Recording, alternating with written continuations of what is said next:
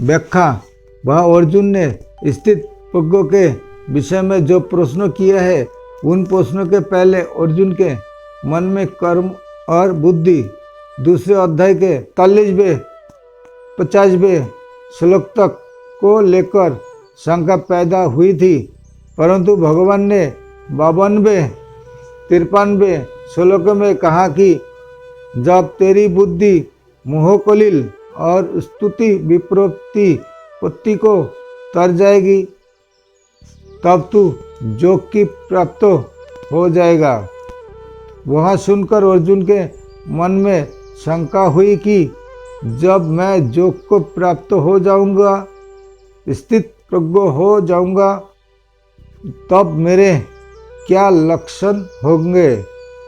अंत अर्जुन ने इस अपनी व्यक्तिगत शंका को पहले पूछ लिया और कर्म तथा बुद्धि को लेकर अर्थात सिद्धांत को लेकर जो दूसरी शंका थी उसको अर्जुन ने स्थित प्रज्ञ के लक्षणों का वर्णन होने के बाद तीसरे अध्याय के पहले दूसरे श्लोक में पूछ लिया। अगर अर्जुन सिद्धांत का प्रश्न वहाँ 54वें श्लोक में ही कर लेते तो स्थित प्रज्ञ के विषय में प्रश्न करने का अवसर बहुत दूर पड़ जाता। जो मनुष्य परमात्मा को प्राप्त हो चुका है उसके लिए वह पद आया है। वह पद साधक और सिद्ध दोनों का वाचक है, जिसका विचार दृढ़ है, जो साधन में कभी विचलित नहीं होता।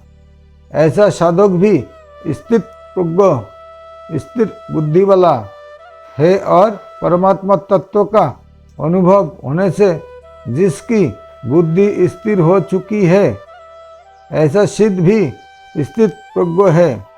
अंत वहाँ स्थित प्रज्ञ शब्दों से साधक और सिद्ध दोनों के लिए गए हैं। पहले 41वें से 45वें श्लोक तक और 46वें से 53वें श्लोक तक साधकों का वर्णन हुआ है। अंत आगे के श्लोक में सिद्ध के लक्षण में साधकों का भी वर्णन हुआ है। वह शंका होती है कि अर्जुन ने तो समाधिस्थ तो पद से सिद्ध स्थिर प्रज्ञ की बात ही पूछी थी, पर भगवान ने स्थिर प्रज्ञ के लक्षणों में साधकों को बातें क्यों कही। इसका समाधान है कि ज्ञान योगी साधक की तो प्राय साधन अवस्था में ही कर्मों से उपरति हो जाती है। सिद्ध अवस्था में वह कर्मों से विशेष उपराम हो जाता है। भक्ति योगी साधक की भी साधन अवस्था में जप, ध्यान, सत्संग, साधन आदि भगवत संबंधी कर्म करने की रुचि होती है और इनकी बहुत बहुलता भी होती है। सिद्ध अवस्था में तो भगवत संबंधी कर्म विशेष बातें होते हैं। इस तरह ज्ञान योगी और भक्ति योगी दोनों की साधन और सिद्ध अवस्था में अंतर आ जाता है, पर कर्मयोगी के साधन और सिद्ध अवस्था में अंतर नहीं आता। उसका दोनों अवस्थाओं में कर्म करने का प्रवाह यूं चलता रहता है, कारण कि साधन अवस्था में उसका कर्म करने का प्रवाह रहा है और उसके योग पर अड़ूर होने में भी कर्म ही खास कारण रहे हैं। अंत भगवान ने सिद्ध के लक्षण में साधक जिस तरह सिद्ध हो सके उसके साधन भी बता दिया है और जो सिद्ध हो गए हैं उनके लक्षण भी बता दिए हैं। का भाषा परमात्मा में स्थित बुद्धि वाले मनुष्य को किस वाणी से कहा जाता है, अर्थात उसके क्या लक्षण होते हैं, इसका उत्तर भगवान ने आगे के श्लोक में दिया है।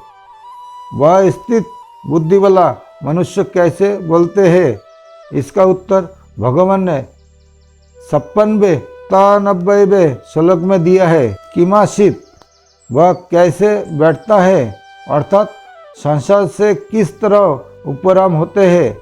इसका उत्तर भगवान ने 58वें श्लोक से 63वें श्लोक तक दिया है। बोधस्किम, वह कैसे चलता है, अर्थात व्यवहार कैसे करता है। इसका उत्तर भगवान ने 64वें से 71वें श्लोक तक दिया है। संबंध, अब भगवान आगे के श्लोक में अर्जुन के पहले प्रश्न का उत्तर देते हैं। नमस्कार, आज के लिए इतना ही है।